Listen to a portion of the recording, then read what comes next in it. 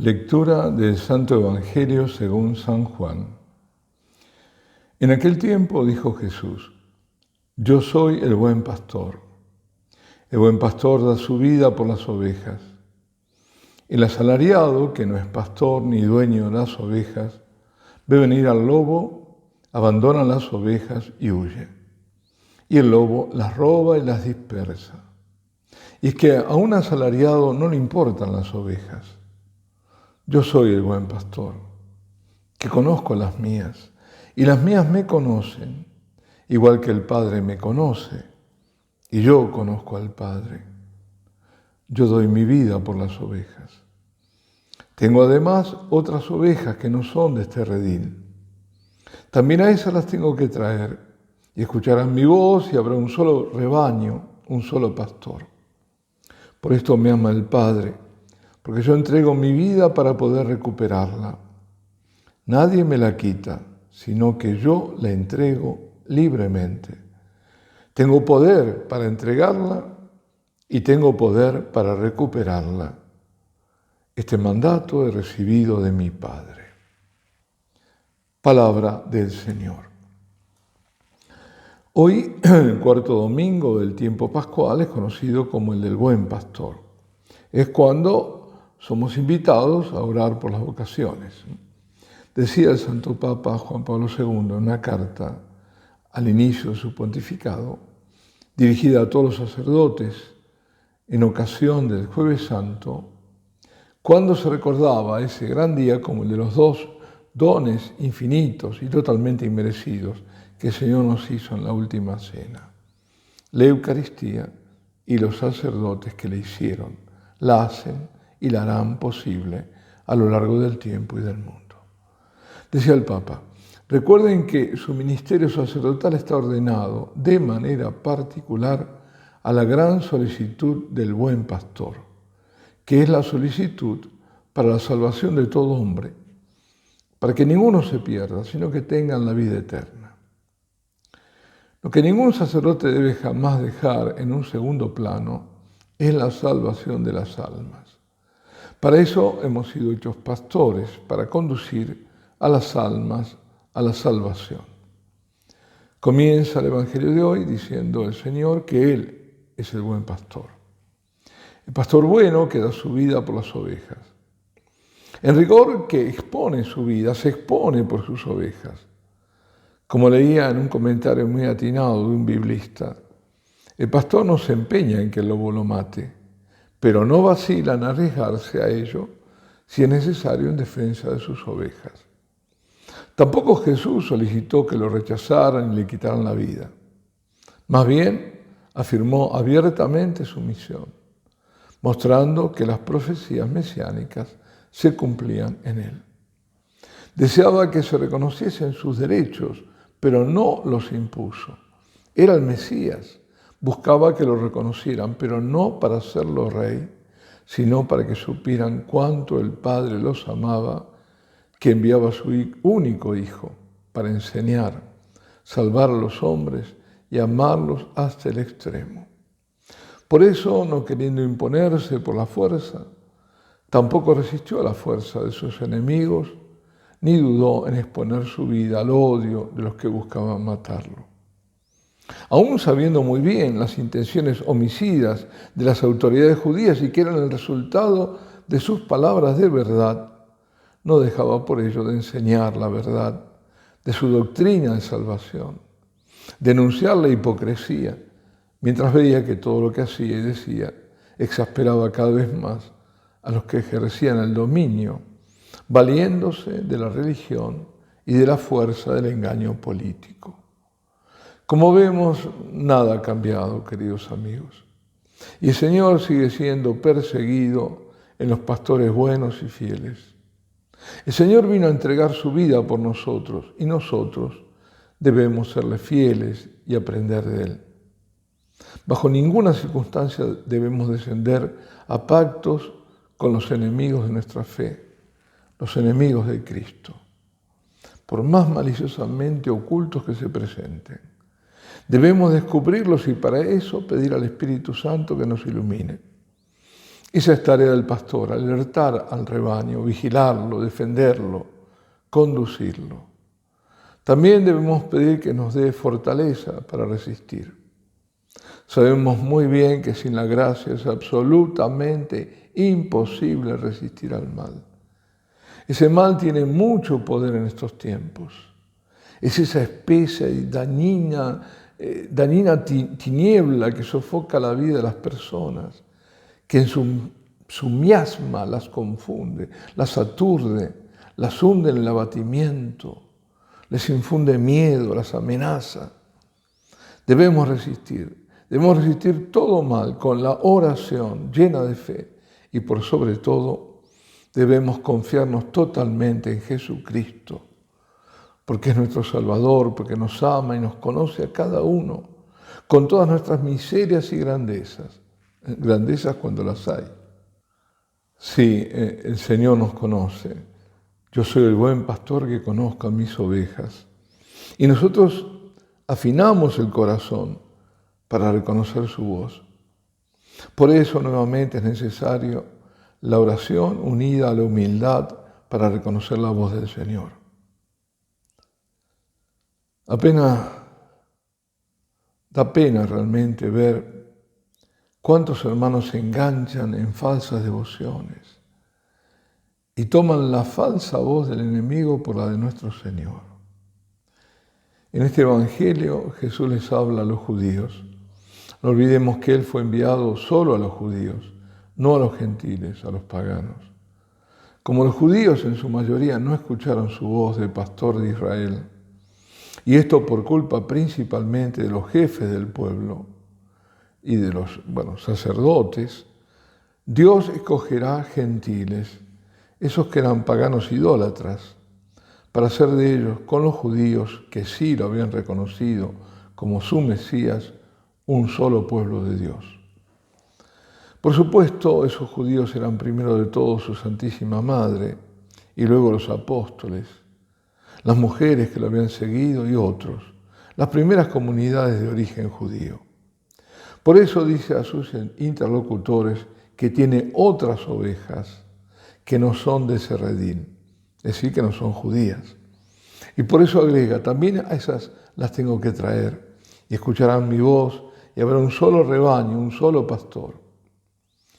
Esa profecía no tardó en cumplirse, al menos parcialmente, y fue apenas al inicio del cristianismo, cuando ni siquiera a los seguidores de Jesús de Nazaret se los conocía por ese nombre, sino por los del camino.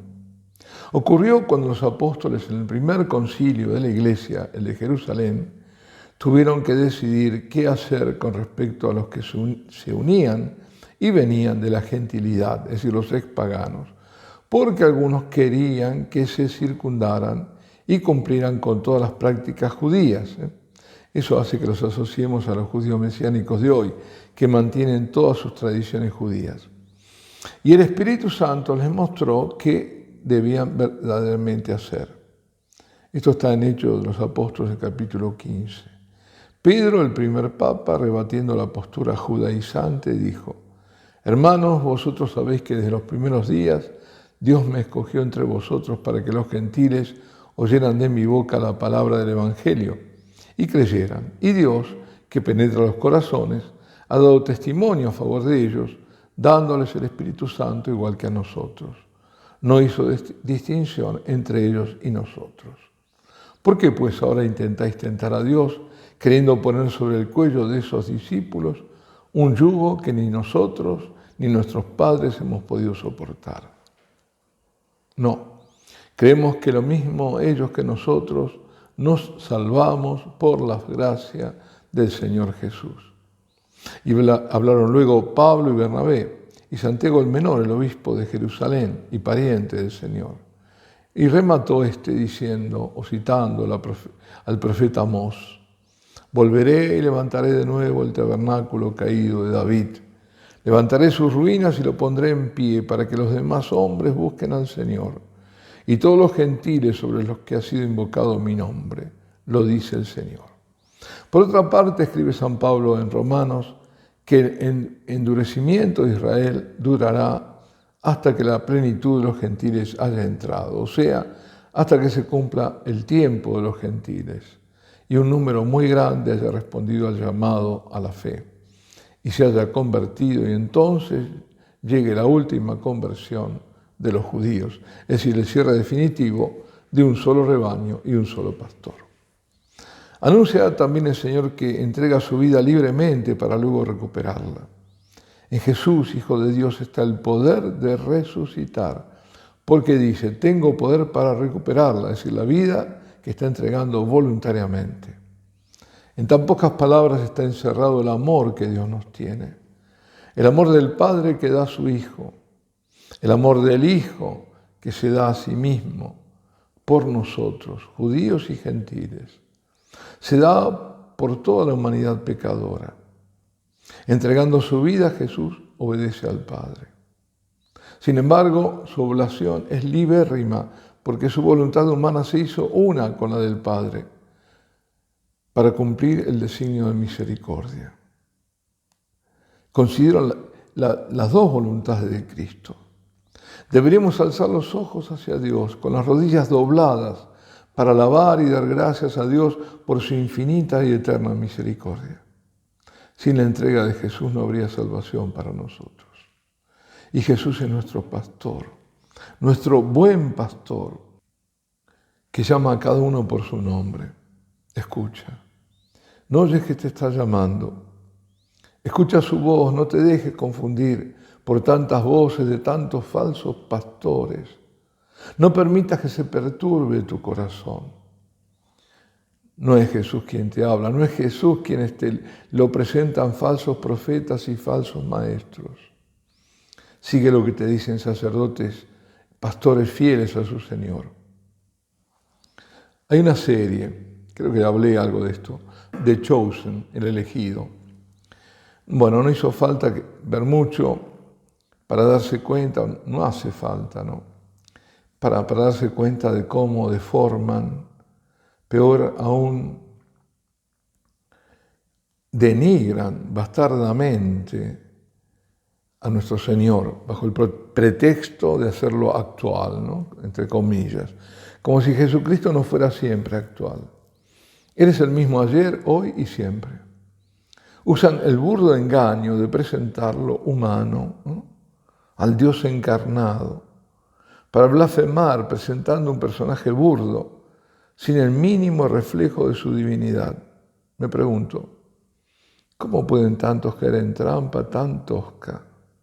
¿Cómo pueden creer que ese pelele puede ser nuestro Señor? Esta serie me recordó a la película blasfema contra la Santísima Virgen, llamada Nativity.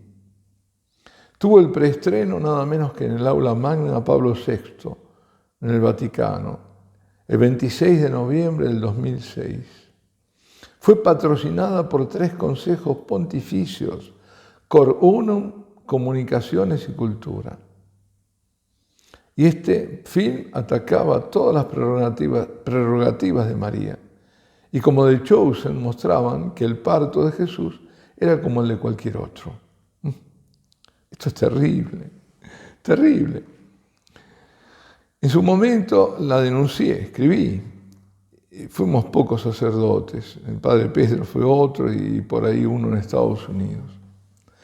Y lo peor, conocido, bueno, primero fue presentada por la propia iglesia como la verdadera historia. Se les colaron. No puedo creer que el cardenal Cordes o el otro cardenal o el arzobispo la hubieran visto.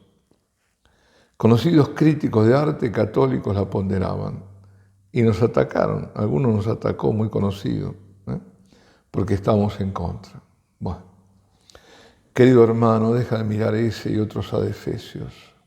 Lee los evangelios sinópticos, lee el evangelio de San Juan, observa la autoridad de Jesús, reconoce quién es Él, el pastor que entregó su vida por ti.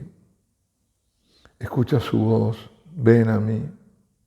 Comprende que te llama y nos llama a cada uno desde la Eucaristía. Él oculto en el pan eucarístico para que por la fe descubramos el secreto de su presencia. Venid a mí, ovejas con tantos miedos, que estáis atemorizadas, confundidas, cansadas, agobiadas, oprimidas, yo os aliviaré. En mí encontraréis reposo. Yo, el buen pastor, os dará la paz. Cada vez que nos acercamos a su presencia viva, verdadera, real en la Eucaristía, el Señor nos restaura y transforma con su amor. Quita de nosotros los miedos, las angustias, sana nuestras heridas, impregna nuestra vida y sella nuestro corazón con la paz del resucitado. Nos devuelve la alegría, nos hace sonreír, vuelve livianas nuestras cruces, nos abraza en su misericordia, nos da toda gracia y nos bendice, no solo a nosotros, sino a tantos otros por medio de nuestra presencia adorante. Cuánta necesidad tenemos nosotros de Él, Jesucristo.